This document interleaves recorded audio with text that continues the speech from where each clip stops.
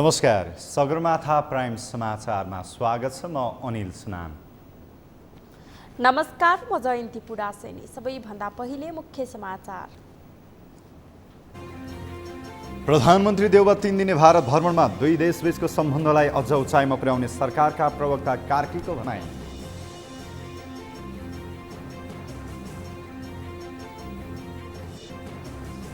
चुनावको मुखैमा प्रधानमन्त्री देउवाको भारत भ्रमणले सशंकित बनाएको एमाले अध्यक्ष ओलीको भनाई।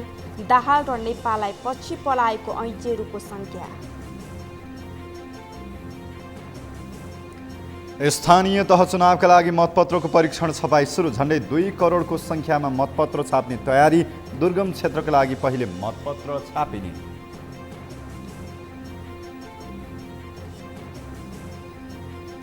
आज घोडे जात्रा काठमाडौँ उपत्यकामा विभिन्न कार्यक्रम गरी मनाइयो।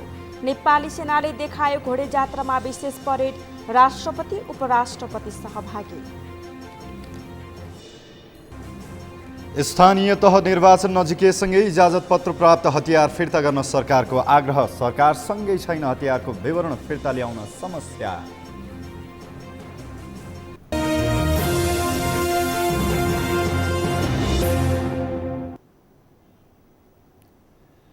अब सगरमाथा प्राइम समाचार विस्तारमा। प्रधानमन्त्री शेरबहादुर देउवा 3 दिने औपचारिक भ्रमणका लागि भारतको नयाँ दिल्ली गएका छन्। 4 मन्त्रीसहित नेपाली प्रतिनिधि मण्डलको नेतृत्व गर्दै प्रधानमन्त्री देउवा आज अपराह्न भारत प्रस्थान गरेका हुन्। नयाँ दिल्ली र उत्तर प्रदेशको बनारस भ्रमणमा प्रधानमन्त्री देउवा विभिन्न बैठक र कार्यक्रममा सहभागी हुने कार्यतालिका रहेको छ। अमृत ढकालको रिपोर्ट।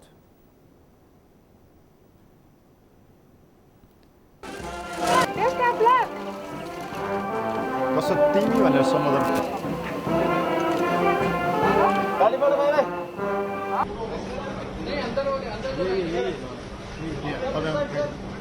प्रधानमन्त्री शेरबहादुर देउवा औपचारिक भ्रमणको क्रममा भारत गएका छन्। 5औं पटक प्रधानमन्त्री भएपछि देउवा पहिलो पटक भारतीय प्रधानमन्त्री नरेन्द्र मोदीको निमन्त्रणामा 3 दिने भ्रमणका लागि भारत गएका हुन्। शुक्रबार दिउँसो 40 सदस्यीय टोलीको नेतृत्व गर्दै प्रधानमन्त्री देउवा पत्नी आर्जु देउवासहित नेपाल वायु सेवा निगमको जहाजबाट भारत गएका छन्। नेपालबाट प्रधानमन्त्री स्तरको भारत भ्रमण यो 4 वर्षपछिको हो।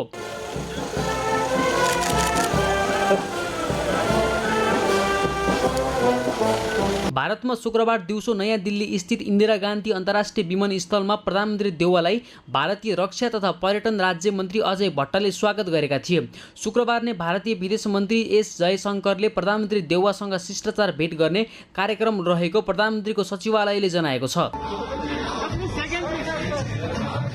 नयाँ दिल्ली र भारतको बनारसमा हुँदा प्रधानमन्त्री देउवा विभिन्न बैठक र कार्यक्रममा सहभागी हुनेछन्। यद्यपि प्रधानमन्त्री देउवाले विपक्षी दलका नेतालाई भने भेट्ने छैनन्। प्रधानमन्त्री देउवासँगै परराष्ट्र, स्वास्थ्य, ऊर्जा र कृषि मन्त्री पनि भ्रमणमा सहभागी भएका छन्। शनिबार बिहान प्रधानमन्त्री देउवा राजघाट जाने कार्यतालिका रहेको छ। शनिबार दिउँसो हैदराबाद हाउसमा भारतीय प्रधानमन्त्री नरेन्द्र मोदीसँग प्रधानमन्त्रीको भेटवार्ता हुने कार्यतालिका रहेको छ। मोदीसँग प्रधानमन्त्री देउवा र प्रतिनिधि मण्डल स्तरीय वार्ता गर्ने बताइएको छ। सोही वार्तापछि दुई देशका अधिकारी बीच केही सम्झौता पत्रमा हस्ताक्षर गर्ने कार्यक्रम समेत रहेको छ। शनिबार नै प्रधानमन्त्री देउवा र भारतीय समकक्षी मोदीले एकसाथ जनकपुर जयनगर रेलवेको शुभारम्भ गर्नेछन्। शनिबार दिउँसो 4:30 बजे प्रधानमन्त्री देउवाले भारतका उपराष्ट्रपतिसँग शिष्टाचार भेटवार्ता गर्नेछन्। आइतबार बिहान प्रधानमन्त्री देउवा उत्तर प्रदेशको बनारस जानेछन्। त्यहाँ उनलाई उत्तर प्रदेशका मुख्यमन्त्री योगी आदित्यनाथले स्वागत गर्नेछन्। देउवाले कोशी विश्वनाथ मन्दिर र पशुपतिनाथ मन्दिरसँगै नेपाली धर्मशाला भ्रमण गर्नेछन्। आइतबार अपराह्न बनारसबाट दिल्ली फर्किएर आइतबार नै स्वदेश फर्कने प्रधानमन्त्रीको कार्यतालिका रहेको बालुवाटार स्रोतले जनाएको छ। सभामुख अग्निप्रसाद सापकोटा, गृहमन्त्री बालकृष्ण खाँड, काङ्ग्रेस उपसभापति पूर्णबहादुर खड्का लगायतले त्रिभुवन विमानस्थलमा पुगेर देउवालाई बिदाई गरेका थिए। सगरमाथा टेलिभिजनका लागि क्यामेरामा पूर्ण वाग्लेका साथमा अमृत ढकाल, काठमाडौँ। सञ्चार तथा सूचना प्रविधि मन्त्री ज्ञानेन्द्र बहादुर कार्कीले प्रधानमन्त्री शेरबहादुर देउवाको भारत भ्रमणले दुई देशबीचको सम्बन्धलाई अझ उचाइमा पुर्याउने बताउनु भएको छ।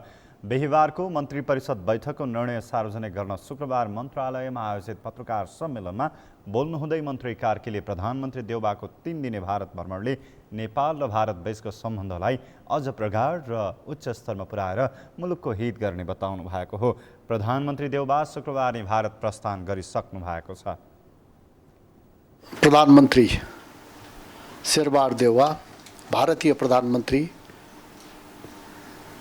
महामहिम नरेन्द्र मोदीको निमन्त्रणामा 3 दिने औपचारिक भ्रमणमा आज प्रस्थान गर्नुहुँदैछ र मूल रूपमा नेपाल र भारतको बीचमा सदियौँदेखि रहिआएको जुन सम्बन्ध छ त्यो सम्बन्धलाई अझ प्रगाढ गर्न, त्यो सम्बन्धलाई अझ उच्च स्तरमा पुर्याएर मुलुकको हितमा यो भ्रमण केन्द्रित रहने कुरा म यहाँहरू मार्फत निवेदन गर्न चाहन्छु।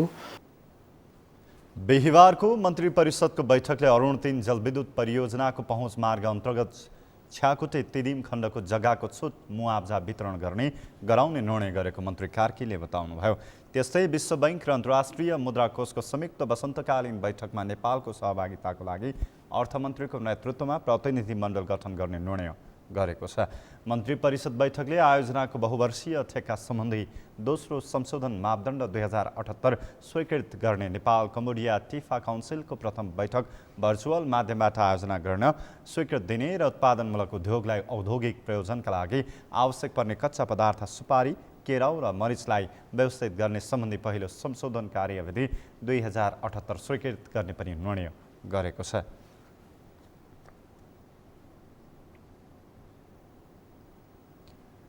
प्रधानमन्त्री शेरबहादुर देउवा र भारतीय समकक्षी नरेन्द्र मोदीले संयुक्त रूपमा भर्चुअल माध्यमबाट शनिबार नेपाल रेल सेवाको उद्घाटन गर्ने भएका छन्।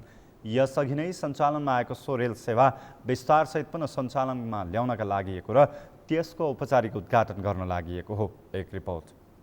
प्रधानमन्त्री शेरबहादुर देउवा र भारतीय समकक्षी नरेन्द्र मोदीले संयुक्त रूपमा भर्चुअल माध्यमबाट शनिबार नेपाल रेल सेवाको उद्घाटन गर्ने भएका छन्।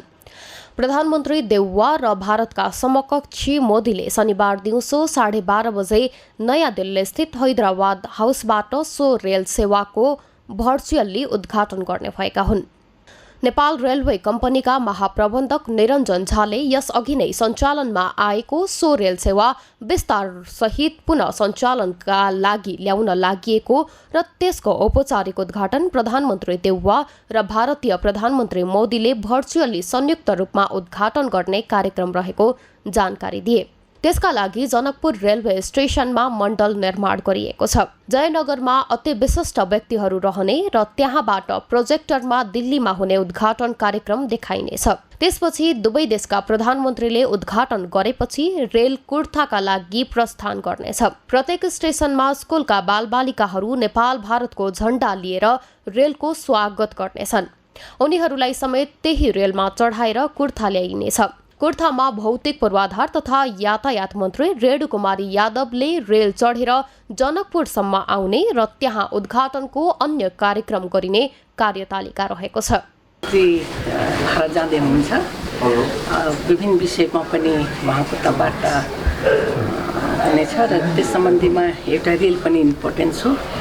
भोलि 11:15 बजे भर्चुअल यसबाट देशको प्रधानमन्त्रीले स्विच दाबेर उद्घाटन गर्नुहुन्छ र यो जनकपुरदेखि कुर्थासम्म हामी सबै यताको नेपालवासीले त्यो ट्रेनको उद्घाटन गरेर स्वागत गर्छौँ। त्यो प्रोग्राम राम्रो तयारी चलिराखेको छ। भारतको जयनगरदेखि महोत्तरीको बर्दिवाससम्म 69 किलोमिटर रेलमार्ग 3 खण्डमा बनिरहेको छ। परियोजनाको प्रथम चरणमा जयनगर कुर्था 35 किलोमिटर, दोस्रो चरणमा धनुषाको कुर्थादेखि महोत्तरीको भङ्गाहासम्म 17 किलोमिटर र तेस्रो चरणमा महोत्तरीको भङ्गाहादेखि बर्दिवाससम्म 17 किलोमिटर खण्डमा रेलवे सेवा सञ्चालनमा ल्याउने रेल विभागको योजना रहेको छ। यता रेलवे सञ्चालन र उद्घाटन हुन लागेपछि स्थानीयवासीहरूलाई यातायातमा सहजता आउने स्थानीय अवधेश कामतको कथन रहेको छ। रेलवे पहिलादेखि नै सञ्चालनमा थियो, यो बिचमा आएर केही दिनको लागि चाहिँ स्तरोन्नति गरिएको छ रेलवेलाई र यो रेलवे सञ्चालन भएपछि यस क्षेत्रका जनताहरूलाई वास्तवमा यात्रीहरूलाई सदरमुकाम आउन, जनकपुर आउन सजिलो नै हुनेछ भन्ने कुरा छ। तर के छ भने अहिले आएर चाहिँ अलिकति कम दूरीको रेल सञ्चालनमा आउँछ, करिब 30-35 किलोमिटर 35 किलोमिटर सञ्चालनमा हुन्छ। शनिबार नेपाल रेलवेको उद्घाटन भएपछि त्यसको आइतबारदेखि दैनिक रूपमा 2 पटक आउने र जाने गरी रेल चल्ने महाप्रबन्धक झाले बताउनुभयो। बिहान 8:30 बजे जयनगरबाट कुर्थाका लागि रेल चल्नेछ भने 2 घण्टापछि कुर्था स्टेशनमा पुग्नेछ। त्यस्तै जनकपुर धामको कुर्थाबाट 11:15 बजे रेलवे जयनगरका लागि निस्कनेछ। सो रेल 12:30 बजे जयनगर स्टेशनमा पुग्ने महाप्रबन्धक झाले बताए। शनिबार उद्घाटन, त्यस पछाडि त्यसको भोलिपल्ट आइतबारदेखि दिनको 2 पटक चाहिँ आउने र जाने गरी हामीले चाहिँ शेड्युल बनाएका छौँ। गत फागुन 1 देखि जयनगर जनकपुरसम्म ड्राई रन यात्रुविहीन रेल दैनिक 1 पटक सञ्चालन भइरहेको छ। रेलवे स्टेशनमा सजाउने कार्य अन्तिम चरणमा पुगेको छ। उद्घाटन स्थल जयनगर र जनकपुरमा समेत भव्य रूपमा मण्डलको निर्माण गरिएको छ। उद्घाटन स्थल जयनगर र जनकपुरमा समेत भव्य रूपमा मण्डलको निर्माण गरिएको छ। रेलवेका महाप्रबन्धक झाले दुवै देशका प्रधानमन्त्रीले उद्घाटन गरे लगत्तै रेलवे सञ्चालनमा आउनेछन्। विक्रम सम्वत 1994 सालमा इस्ट इन्डिया कम्पनी सरकारले नेपालको जंगलबाट काठ लैजानका लागि रेलवे लाइन विस्तार गरिएको थियो। त्यो बेला कोइलाबाट चल्ने रेल नेपाल भित्रिएको थियो। पछि भारत सरकारले 18वटा बग्गी सहित वास्प इन्जिन सहयोग गरेको थियो भने सो सेवा 2061 माघबाट बन्द भएको थियो। अहिले न्यारोगेजबाट ब्रोडगेजमा परिणत गरिएको छ। सोही अनुसारको तयारी गरिएको छ।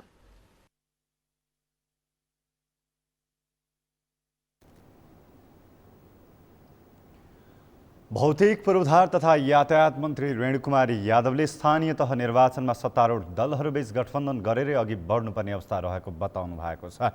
जनता समाजवादी पार्टी नेपालको नेतृत्व समेत रहनुभएकी मन्त्री यादवले स्थानीय तह निर्वाचनमा सबै ठाउँमा सत्तारूढ दलहरूबीच गठबन्धन नभए पनि ठाउँ हेरेर त्यसको निर्क्यौला हुने पनि स्पष्ट पार्नुभयो। शुक्रबार जनकपुरमा विमानस्थलमा स्थानीय सञ्चारकर्मीहरूले राखेको जिज्ञासाको जवाफ दिने क्रममा उहाँले महन्त ठाकुर नेतृत्वको लोकतान्त्रिक समाजवादी पार्टीसँग पनि तत्काल चुनावी गठबन्धन हुने अवस्था नरहेको स्पष्ट कुनै पनि सम्भावना र समाप्त हुँदैन। कहिले पनि राजनीतिमा हरेक सम्भावना परिस्थितिवश अगाडि बढ्छ। अब लोकसभाको यदि विचार मिल्यो भने हामी सोच्न सक्छौँ, तर विचारै नमिल्दाखेरि त हामीलाई कसरी त हामीसँग मिल्दैन। त्यसै कारणले गठबन्धन पनि विचारबाट, मनबाट, नियतबाट मिल्नुपर्छ। नियतै नमिल्दाखेरि त मात्रै हात जोडेर भएन, त सम्भावना कुनै पनि अन्त हुँदैन। मन्त्री यादवले राजनीतिमा हरेक सम्भावना हुने तर त्यो विचार, मन र नियत नमिल्दा सम्भव नहुने पनि दोहोर्याउनु भयो। उहाँले परिस्थिति अनुसार विभिन्न दलहरूसँग चुनावी तालमेल गर्दै अघि बढ्ने पनि बताउनु भयो।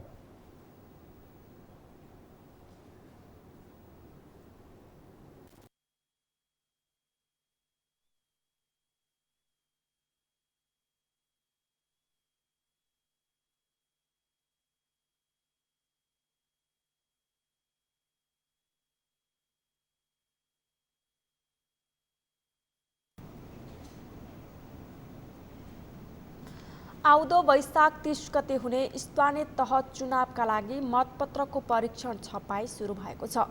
मतपत्र छपाई हुँदा मापदण्ड अनुसारको चुनाव चिन्ह छपाई भयो कि भएन भनी यकिन गर्न 3 दिनसम्म परीक्षण छपाई हुने निर्वाचन आयोगका प्रवक्ता शालिग्राम शर्मा पौडेलले जानकारी दिनुभयो। यसैबीच प्रमुख निर्वाचन आयुक्त दिनेश कुमार थपलिया सहितको आयोग पदाधिकारी टोली सानो थिमीमा रहेको जनक शिक्षा सामग्री केन्द्र लिमिटेड गई मतपत्र मुद्रण मेसिनको क्षमता र मतपत्र छपाई परीक्षणबारे जानकारी लिनुभएको छ। मतपत्र छपाई भन्दा अघि मेसिनको परीक्षण गरिएको छ। आउँदो स्थानीय तह चुनावका लागि झन्डै 2 करोड संख्यामा मतपत्र छपाईको तयारी छ। विगतमा मतदाता संख्याको 15% बढी मतपत्र छपाई हुने गरेकोमा यसपटक आयोगले 10% मात्र बढी मतपत्र छपाउन लागेको छ। कतिपय जिल्लामा हेलिकप्टरबाट ढुवानी गर्नुपर्ने भएकाले पहिले दुर्गम क्षेत्रका लागि मतपत्र छपाई हुनेछ।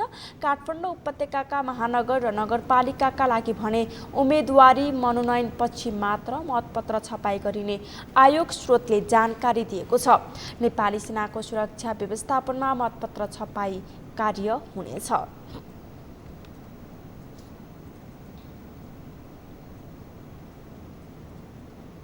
सगरमाथा समाचारमा एकैछिन विश्रामपछि आज घोडे जात्रा काठमाडौँ उपत्यकामा विभिन्न कार्यक्रम गरी मनाइँदै नेपाली सेनाको टुडी खेलमा विशेष समारोह।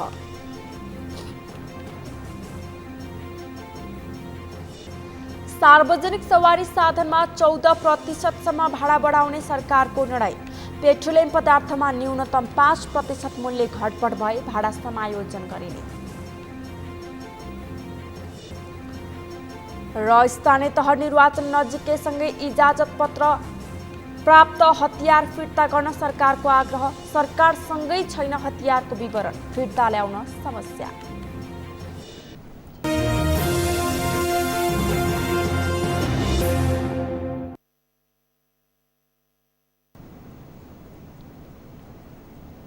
विश्रामपछि पुनः स्वागत छ। अब बाँकी समाचार।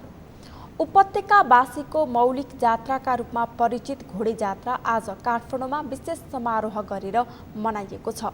हरेक वर्ष चैत्र कृष्ण पक्षको औँसीका दिन मनाइने घोडे जात्राको अवसरमा आज काठमाडौँको सैनिक मञ्च टुडीखेलमा अन्य वर्ष झैँ यस वर्ष पनि नेपाली सेनाले कला कौशलताका साथ घोडा दौडाएको छ। पुष्कर खतिवडाको रिपोर्ट। मानव सभ्यताको इतिहासदेखि घरपालुवा जनावर घोडा मानवको आत्मीय र भावनात्मक रूपमा नजिक रहेको जनावरको रूपमा चिनिँदै आएको छ। घोडचढी, घोडसवारी, यात्रा तथा युद्धमा मानवसँग सहकार्य गर्दै आएको घोडा कुनै पनि कार्यक्रमका लागि शुभ साइतको प्रतीक समेत मानिन्छ। यिनै घोडालाई विशेष महत्त्व दिँदै नेपाली सेनाले काठमाडौँको टुँडीखेलमा उपत्यकावासीको मौलिक जात्राको रूपमा रहेको घोडे जात्रा पर्व विशेष प्रदर्शन गर्दै मनाएको छ।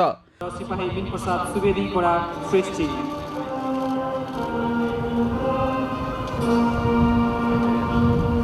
पुरानो र सामाजिक जात्राको रूपमा चैत्र कृष्ण पक्षको औँसीका दिन मनाइने घोडे जात्रा हेर्न नेपाली सेनाले राष्ट्रपति, उपराष्ट्रपति सहित देशका उच्च पदस्थ व्यक्तिहरू, कूटनीतिक नियोगका प्रतिनिधिलाई टुँडीखेलमा आमन्त्रण गरेको थियो। घोडे जात्राको अवसरमा नेपाली सेनाले घोडे जात्रा विशेष परेड, क्यालिबरी विशेष परेड, टागन घोडा दौड, चार्जर घोडा दौड, साइकल रेस, सो जम्प लगायतका कृत्य तथा अभ्यासहरू प्रदर्शन गरेको थियो।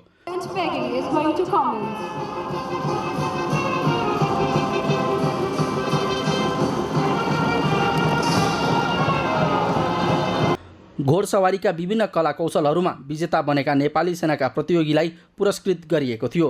महिनौं अघिबाट जात्राको प्रदर्शनको तयारी अभ्यासमा जुटेको सेनाका घोडसवारहरूले टुँडीखेलमा प्रतिस्पर्धात्मक रूपमा प्रतियोगिता तथा अश्वकला, युद्धकला, शारीरिक व्यायाम लगायतको प्रदर्शन गरे।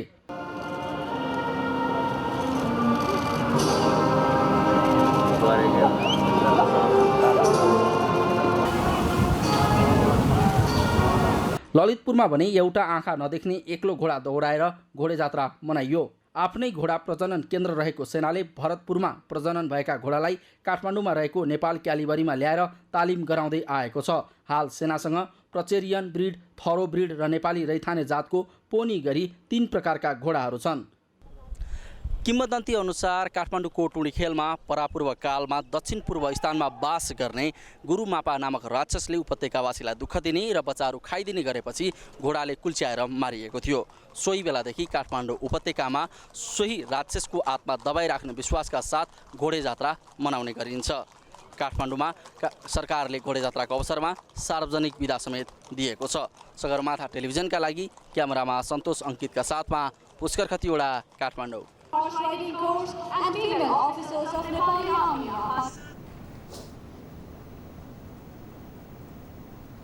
भौतिक पूर्वाधार तथा यातायात मन्त्रालयले सार्वजनिक सवारीको भाडा बढाउने निर्णय गरेको छ।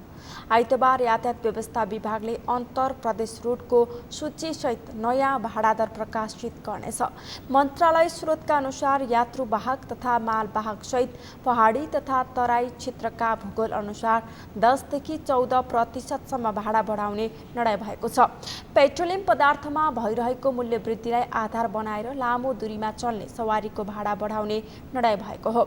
सङ्घ सरकारले भाडा बढाएपछि प्रदेश सरकारहरूले पनि मध्यम र छोटो दूरीका सवारीको भाडा बढाउनेछन्। भौतिक पूर्वाधार तथा यातायात मन्त्री रेणु कुमारी यादवले अब पेट्रोलियम पदार्थमा न्यूनतम 5% मूल्य घटबढ हुनासाथ गाडी भाडा समायोजन गर्ने निर्णय पनि गर्नुभएको छ। अब गाडीका पाटपुर्जा सहित अन्य पक्षको मूल्य वृद्धिको हरेक वर्ष चैतमा पुनरावलोकन गरेर भाडा समायोजन हुनेछ। सवारीको वैज्ञानिक भाडा समायोजन गर्ने व्यवस्था अनुरूप अहिलेसम्म पेट्रोलमा 5 रुपैयाँ मूल्य घटबढ भएपछि भाडा समायोजन गर्नुपर्ने व्यवस्था थियो, तर त्यो व्यवस्था प्रभावकारी नभएपछि विभागले 5% मूल्य घटबढ भए मात्रै समायोजन गर्ने व्यवस्था गरिएको छ। नयाँ व्यवस्था भएपछि तेलको मूल्य बढ्दा सवारी भाडा पनि बढ्ने र घट्दा पनि घट्ने सुनिश्चित हुने मन्त्रालयका एक अधिकारीले बताएका छन्। मन्त्रालयको निर्णयमा यातायात व्यवसायीले पनि सहमति जनाएका छन्।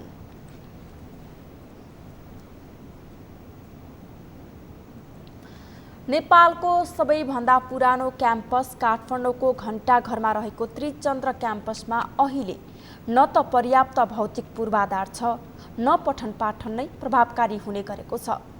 एक त पुरानो संरचना, त्यसमाथि 2072 सालमा गएको भूकम्पले क्षति पुगेको संरचना पुनर्निर्माण हुन सकेको छैन। जीर्ण भौतिक संरचना र विद्यार्थी र प्राध्यापकको राजनीतिले पठन पाठन समेत प्रभावित हुँदै आएको छ। भौतिक संरचना र पठन पाठन सुधारका लागि सम्बन्धित निकायको ध्यान जान सकेको छैन। प्रिन्स मिश्रको रिपोर्ट। देशकै जेठो क्याम्पस आम मानिसलाई लाग्न सक्छ यस्तो क्याम्पसमा भौतिक पूर्वाधार राम्रो होला अनि पठन पाठन पनि उस्तै, तर त्रिचन्द्र क्याम्पसको अवस्था भने ठिक उल्टो छ। यहाँ भत्किन थालेका संरचनामा पठन पाठन गर्नुपर्ने बाध्यता छ भने विद्यार्थी र प्राध्यापकहरूको सधैँ जसोको आन्दोलनले पठन पाठन समेत नियमित नहुने समस्या छ। 104 वर्ष लामो गौरवपूर्ण इतिहास बोकेको यो क्याम्पस अहिले भौतिक रूपमा भने जीर्ण अवस्थामा छ। यहाँ बर्खियाममा पानी चुहिन्छ, कक्षा कोठाभित्र लेउ लागेको छ, भित्ताहरू चौतर्फी जङ्गल झारले बेरिएका छन्।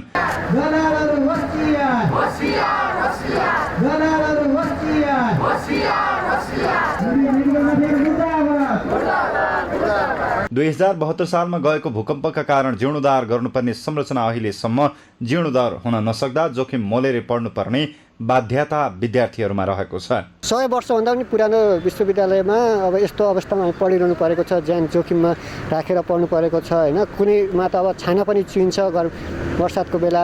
अब यस्तै छ। अब विद्यालय व्यवस्थापनले पनि त्यति ध्यान दिएको जस्तो लाग्दैन। सरकारले पनि यो देशको पुरानो विद्यालय भइसकेपछि केही हदसम्म चाहिँ ध्यान दिनुपर्ने हो, तर ध्यान दिएको देखेन। क्लासमा पढिरहेको हुन्छ त्यो बेलामा नै हामी न घर फर्केर घर जान पाउने हो कि नपाउने हो टाइपको भइरहेछ क्या सिचुएसन। यस्तो भत्केर एकदम क्लासमा पनि पुरै पानी परेको बेलामा पुरै क्लासमा भिजिन्छ, एकदम गाह्रो भइरहेछ। भूकम्पपछि पठन पाठन गराउन अयोग्य हुँदै रातो स्टिकर लगाइएको भए पनि अहिले तिनै संरचनामा पठन पाठन भइरहेको छ।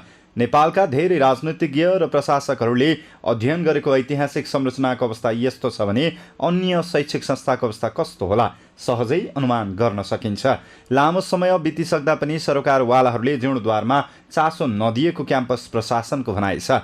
त्यसमाथि जहिल्यै भइरहने राजनीतिक आन्दोलनको चपेटमा क्याम्पस पर्ने गरेको गुनासो छ। यो बिल्डिङ त हेर्नुहोस् रेड स्टिकर टाँसिएको बिल्डिङ हो, जसमा हामीले चाहिँ भित्र छिर्न कानुनी रूपमा मिल्दैन होइन। तथापि हामी बाध्यात्मक रूपमा व्यावहारिक रूपमा विद्यार्थीहरूलाई यस्तो अवस्थामा पढाउने अवस्थामा छौँ। तर त्योभन्दा पनि अहिले ठुलो पिर के छ भन्नुहुन्छ भने कहीँ यो इतिहास मेटिन्छ कि भन्ने पो डर लागिरहेछ होइन। यसलाई कसरी मर्मत अथवा होइन पुनर्निर्माण अथवा प्रबलीकरण के गर्न सकिन्छ भनेर छलफल गरेका हौँ। तर हामीले उहाँहरूबाट सरकारी पदाधिकारीहरूबाट आश्वासन मात्रै पाए, काम सुरु हुनै सकेन। त्यस कारणले अब यो हामीसँग कामको सुरुवात नहुँदासम्म हामी निराशा बाहेक अरू व्यक्त गर्न सक्दैनौँ। राणाकालमै स्थापना भएको शैक्षिक संस्था भए पनि संकाय थपिनु बाहेक पठन पाठनमा सुधार हुन सकेको छैन। त्यसमाथि लामो समयसम्म भवनहरूको पुनर्निर्माण हुन नसक्दा जोखिम मोलेरै पठन पाठन हुँदै आएको छ। यस्तो अवस्थाको अन्त्यका लागि सम्बन्धित निकायको ध्यान जान आवश्यक छ। सगरमाथा टेलिभिजनका लागि क्यामेरामा दिलमन्नु सिलवालका साथमा प्रिन्स मिश्रको रिपोर्ट। देशकै जेठो क्याम्पस आम मानिसलाई लाग्न सक्छ यस्तो क्याम्पसमा भौतिक पूर्वाधार राम्रो होला अनि पठन पाठन पनि उस्तै, तर त्रिचन्द्र क्याम्पसको अवस्था भने ठिक उल्टो छ। यहाँ भत्किन थालेका संरचनामा पठन पाठन गर्नुपर्ने बाध्यता छ भने विद्यार्थी र प्राध्यापकहरूको सधैँ जसोको आन्दोलनले पठन पाठन समेत नियमित नहुने समस्या छ। यसै सन्दर्भमा आज हामीले सगरमाथा जनबोलीमा त्रिचन्द्र क्याम्पसमा अध्ययनरत विद्यार्थीहरूलाई सोधेका थियौँ। ऐतिहासिक त्रिचन्द्र कलेजको संरक्षण हुन नसक्नुलाई के भन्नुहुन्छ? हेरौँ उनीहरूको भनाइ उनीहरूकै शैलीमा।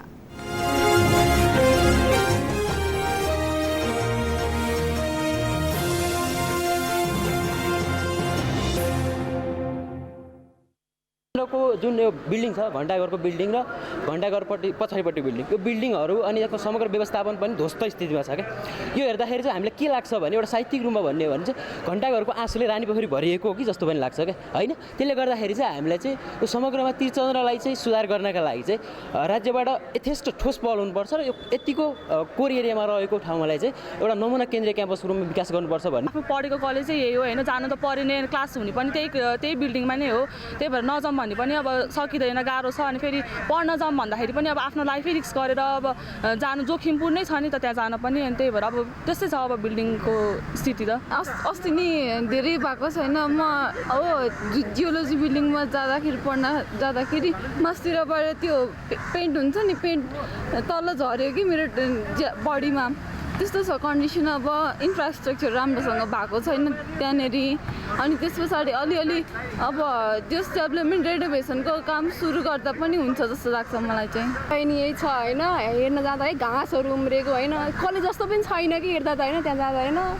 अनि लेउ लागेको भित्ताभरि होइन, अनि ध्यान जाओस् भन्न चाहन्छु सरकारले। यहाँ चाहिँ त्यस्तै चल्ने रहेछ क्या, खासै कामै भइरहेको छैन। हेर्नु न, यो चाहिँ अब सायद पोलिटिकल इन्स्टेबिलिटी हो कि अब राजनीति त्यो मान्छेहरूले बिचमै बसेर खाइदिरहेको हो कि कामै हुन नसके हो कि, अथवा यो यतिकै राखेर भने चाहिँ पैसा आइरहन्छ पैसालाई पनि भनेर यति कामै नगरे हो कि। यो कलेज एउटा ऐतिहासिक कलेज हुँदै गर्दाखेरि पनि आज यो कलेजको पूर्वाधारहरू चाहिँ निर्माण भएको छैन, जसले गर्दाखेरि जताततै लाइब्रेरीको कुरा गरौँ, पुरानो बुकहरू छ, बुकहरू अपडेट छैन। कलेजमा पढाइ नहुने होइन, पढाइ हुन्छ, राम्रो छ, टिचरहरूले पढाउनुहुन्छ होइन, तर यहाँनिर स्टुडेन्ट्सहरूको फर्स्ट इयर सेकेन्ड इयर स्टुडेन्टको सङ्ख्या यति धेरै हुन्छ कि हामी गार्डनमा आएर बस्नुपर्ने हुन्छ क्या। पढाइ हुन्छ राम्रै हुन्छ, तर हामी अब त्यो क्लासमा सिट नभए चाहिँ के गर्ने त भन्दाखेरि यसरी गार्डनमा आयो, घुम्यो, बस्यो, साथीहरूसँग हुन्छ। अनि टिचर राम्रै हुन्, व्यवस्थापन शून्य छ, जिरो छ, भग्नावशेष यस्तै छ, भत्केको सबै। विद्यार्थीहरूले मनै लाग्दैन पढ्ने, के पढ्ने? जस्तै अहिले मेरो क्लास भइरहेछ, म यहाँ खेल्दैछु, किनभने मनै छैन पढ्ने, त्यहाँभित्र गएर बुझ्ने गरी पढाउँदैन, के पढ्ने त नि? लाइक अब तलब खाने तरिकाले पढाएपछि चाहिँ विद्यार्थीले कसरी पढ्छ? ल्याबहरू चाहिँ अब सफिसियन्ट नभएको हो कि होइन, अनि अब यस्तो पानीहरू ठिक छ तर कहिलेकाहीँ चाहिँ स्कार्सिटी हुन्छ, अनि स्पेसल्ली टोइलेट चाहिँ एकदमै फोहोर हुन्छ, अनि सफा हुँदैन, अनि लाइक पानी पनि छैन टोइलेटमा, अनि केटीहरूलाई त गाह्रै हुन्छ नि त, यस्तो प्रब्लमहरू भएको हुन्छ। फोहोर यत्तिकै छ, अब ल्याबमा केमिकल खोज्यो, केमिकल पाइँदैन। अब जस्तो कि हामीले साल्ट एनालाइसिसको प्र्याक्टिकल गऱ्यौँ, त्यसमा हामीले 50% केमिकलहरू पनि पाउन सक्दैनौँ होइन, केमिकल भएको पनि एकदमै पुरानो, एकदमै ड्यामेज छ। फर्स्ट इयर जम्मा 40 दिन मात्र क्लास भएर हामीले इक्जाम दियौँ, तर आजसम्म ल्याबको कस्तो छ के छ भनेर हामी अनुभव गर्न पाएका छैनौँ।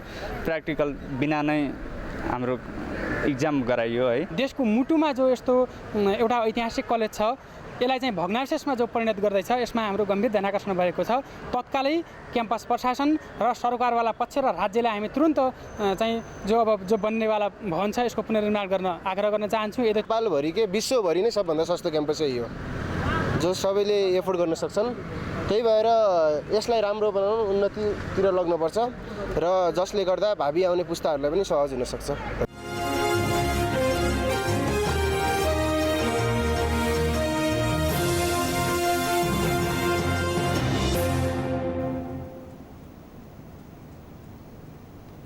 स्थानीय तहको निर्वाचन नजिकैसँगै सरकारले इजाजत पत्र प्राप्त हतियार फिर्ताका लागि सार्वजनिक सूचना जारी गरेका छन्। निर्वाचनका समयमा हतियारको दुरुपयोग हुने भन्दै गृह मन्त्रालयले निश्चित समयका लागि इजाजत पत्र प्राप्त हात हतियार फिर्ता मागेको हो। तर इजाजत पत्र प्राप्त हात हतियार कोसँग कति छ भन्ने सरकारी निकायमै वास्तविक तथ्याङ्क छैन। नरेन्द्र महताराको रिपोर्ट। 2079 साल वैशाख 30 गते हुने स्थानीय तहको निर्वाचनलाई शान्तिपूर्ण र भयरहित वातावरणमा सम्पन्न गर्न इजाजत पत्र प्राप्त हात हतियार सरकारलाई बुझाउन जिल्ला प्रशासन कार्यालयहरूले सार्वजनिक सूचना जारी गरेका छन्। निर्वाचनका समयमा इजाजत पत्र प्राप्त हतियार प्रदर्शन गरेर सर्वसाधारण नागरिकलाई प्रभाव पार्न सक्ने सम्भावना भएकाले निश्चित समयका लागि त्यस्ता हतियार फिर्ता मागेका हुन्।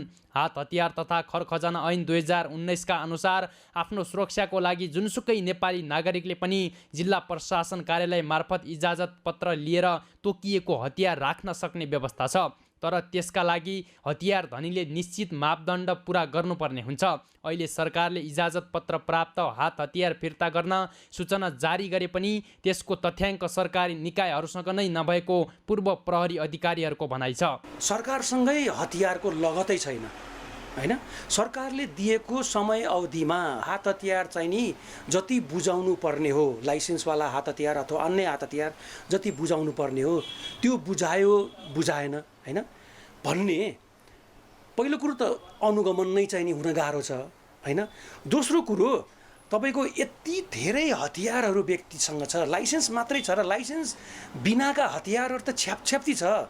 अपराधी प्रवृत्तिका व्यक्तिहरू फेरि यस्तो निर्वाचनको बेला त्यस्ता अपराधी प्रवृत्तिका व्यक्तिहरूलाई राजनैतिक नेतृत्वहरूले युज गर्छन्। गृहमन्त्री बालकृष्ण खानको अध्यक्षतामा बसेको केन्द्रीय सुरक्षा समितिको बैठकले निर्वाचनलाई लक्षित गर्दै इजाजत पत्र प्राप्त हतियारहरू चुनाव अवधिका लागि फिर्ता गर्न निर्देशन दिँदै निर्णय गरेको थियो। सो निर्देशन अनुसार सबै जिल्ला प्रशासन कार्यालयहरूले हतियार फिर्ता गर्न सूचना जारी गरेका छन्। तर उनीहरूसँग नै कहाँ कसले र कुन प्रयोजनका लागि हात हतियार प्रयोग गरिरहेको छ भन्ने वास्तविक तथ्याङ्क छैन। सङ्ख्या त हामीले 77 जिल्ला जोड्दाखेरि निक्लिएला, तर हाम्रो डिजिटल प्रविधिमा छैन, म्यानुअल प्रविधिमा ढड्डामा राखेका छन् हाम्रा हतियारका लाइसेन्स लिएका अभिलेखहरू। त्यस कारणले गर्दाखेरि हामीले अहिले त्यसरी एकीकृत डाटा तयार गरि नसकेको अवस्था छ। एकीकृत डाटा तयार भएपछि हामी यसबारेमा सार्वजनिक गर्छौँ। जिल्लागत डाटा छ, जिल्लामा छन्, त्यस कारणले गर्दाखेरि फेरि यो त्यति चल्तीको विषय पनि नहुँदो रहेछ। हामीले त्यसलाई व्यवस्थित किसिमले बनाएको पनि छैन। त्यसैले गर्दाखेरि अहिले म एकैसाथ डाटा चाहिँ भन्न सक्दिनँ। तर नवीकरण भएका हात हतियार धेरै छन्। ती नवीकरण भएका हतियारहरूलाई तपाईँहरू नप्रयोग नगरिदिनु, लिएर नहिँडिदिनु हुन चुनावको बेलामा भनेर अनुरोध पनि गरेको हो। निर्वाचनलाई स्वच्छ, निष्पक्ष र भयरहित बनाउन इजाजत पत्र प्राप्त हात हतियार फिर्ता मागे पनि त्यसको यकिन तथ्याङ्क सरकारी निकायमै नहुनुले नेपालमा हतियार प्रयोग सम्बन्धी व्यवस्था कस्तो छ भन्ने प्रश्न भएको छ, जसले गर्दा विभिन्न समयमा इजाजत पत्र प्राप्त हात हतियारको दुरुपयोग हुने गरेको छ।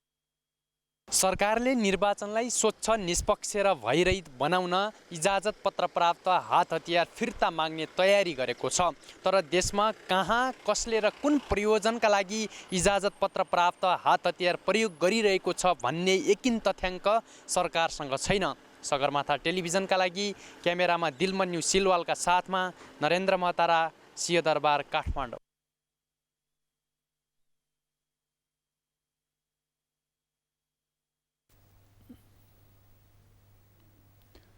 पोखराको बगालेटोल स्थित त्रिरत्न गुम्बामा बौद्ध धर्म ग्रन्थ तेन्गुरु पाठ अनुष्ठान सम्पन्न भएको छ। बौद्ध धर्मावलम्बीहरूको महान धार्मिक ग्रन्थ कङ्ग्युरुको विस्तृत रूप भनिने तेन्गुरु पाठ अनुष्ठान चैत्र 13 गतेदेखि सुरु भएर आज समापन गरिएको हो। हरि पन्तको रिपोर्ट। गुम्बामा बौद्ध धर्म ग्रन्थ तेङ्गुर पाठ अनुष्ठान सम्पन्न गरिएको छ। विश्वमा आइपर्ने सङ्कट निवारण गर्ने उद्देश्यका साथ तेङ्गुर पाठ गर्ने गरिन्छ।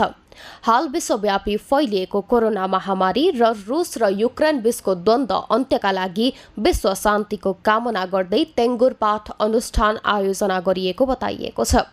बौद्ध धर्मावलम्बीहरूको महान धार्मिक ग्रन्थ कङ्ग्युरको विस्तृत रूप भनिने तेङ्गुर पाठ अनुष्ठान चैत 13 गतेदेखि सुरु भएर आज समापन गरिएको हो। अनुष्ठानमा प्रत्येक दिन 150 जना बौद्ध लामा गुरुहरूले तेङ्गुर पाठ गरेका थिए। 19बाट बितेका न्यायाधि बन्धुहरू र अहिले भर्खरै युक्रेनमा भएका ठुलो विश्वयुद्ध सहित अहिले मानव समाजमा भएको अशान्तिको लागि शान्त गर्नको लागि यो तेङ्गुर पाठ एका घरको परिवारले पढेको छ र यो 750 जनाले पढेको छ र आज सम्पन्न भएको छ। कार्यक्रममा लामा गुरुहरूले 208 ठेली भगवान बुद्धको वचनलाई विस्तृतमा लिपिबद्ध गरिएको धर्मग्रन्थ तेङ्गुर वाचन गरेका थिए। अनुष्ठान समाप्तिको दिन याम्बी गुम्बाका तेस्रो अवतारी लामा गुरु डुब्सिन रिम्पोछेले भक्तजनलाई अभिषेक प्रदान गरेका थिए। स्याङ्जाको नमुना पर्यटकीय गाउँ सिरुवारी, माझकोटरी, दरौ र बेझाङबाट पोखरा आएर बसोबास गरेका गुरुङ समुदायहरूको सामाजिक संस्था सोपालतमु समाज पोखराका सदस्यहरू अनुष्ठानमा सहभागी भएका थिए। सगरमाथा प्राइम समाचारमा पालो भएको छ विश्रामको। विश्रामपछि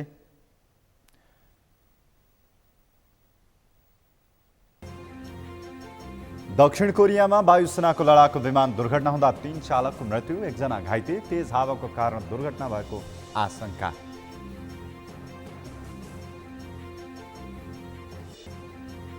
र त्रिकोणात्मक T20 सिरिजमा पपुवा न्युगिनी विजयी, मलेसिया 8 विकेटले पराजित, PNG 2 खेलाडीको अर्धशतकीय innings.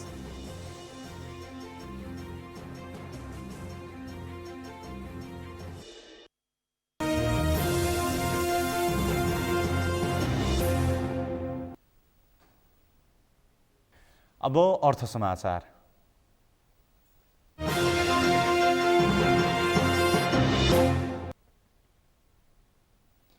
Nepal life insurance company लिमिटेडले सामाजिक उत्तरदायित्व अन्तर्गत सफा हिमाल अभियानमा साथ दिने भएको छ।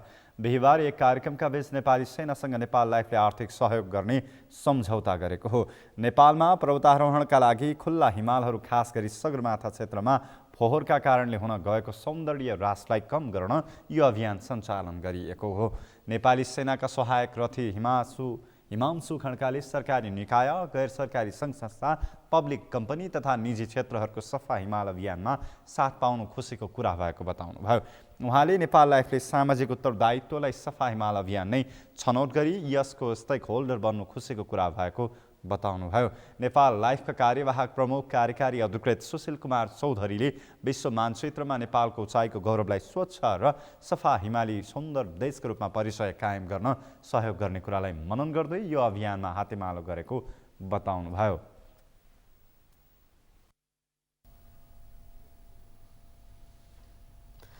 देशकै अग्रणी तथा ठूलो नेटवर्क सेवा प्रदायक कम्पनी क्लासिक टेक नेपालमा सन् 2009 देखि शुभारम्भ भएको र 12 वर्षमै 74 वटा जिल्लाका 103 आउटलेटबाट सेवा सञ्चालनमा ल्याएको छ। देशमा इन्टरनेट प्रयोग गर्नेको संख्या बढ्दै जाँदा क्लासिक टेकले कम मूल्यमा स्वस्थ स्मुथ सेवा दिँदै आएको छ। क्लासिक टेकले रात्रिकालीन फिल्ड सपोर्ट सेवा 6 महिनाबाट अधिकांश सहरहरूमा परीक्षण गरिरहेको छ। यसलाई प्राथमिकता दिँदै कम्पनीले 800 जना थप कर्मचारी देशभरि पनि मागेको थियो। ग्राहकले 24 घण्टा फिल्ड सपोर्ट सेवा पाउनको लागि कम्पनीले ग्राहकलाई कम्प्लेन टिकट रजिस्टर भएपछि ग्राहकको प्रमिसमा राति 10 बजेसम्म सेवा दिने र आगामी दिनमा यसलाई अझै बढाउन सकिने बताएको छ।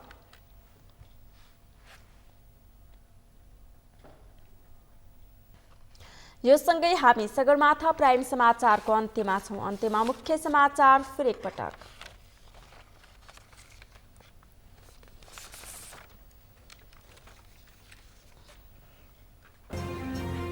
प्रधानमन्त्री देउबा 3 दिने भारत भ्रमणमा दुई देशबीचको सम्बन्धलाई अझ उचाइमा पुर्याउने सरकारका प्रवक्ता कार्कीको भनाइ।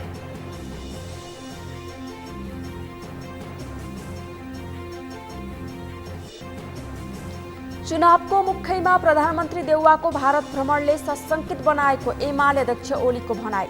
दाहाल र नेपाललाई पछि पलाएको ऐजेरुको संज्ञा। स्थानीय तह चुनावका लागि मतपत्रको परीक्षण सफाई सुरु। झन्डै 2 करोडको संख्यामा मतपत्र छाप्ने तयारी। दुर्गम क्षेत्रका लागि पहिले मतपत्र छापिने।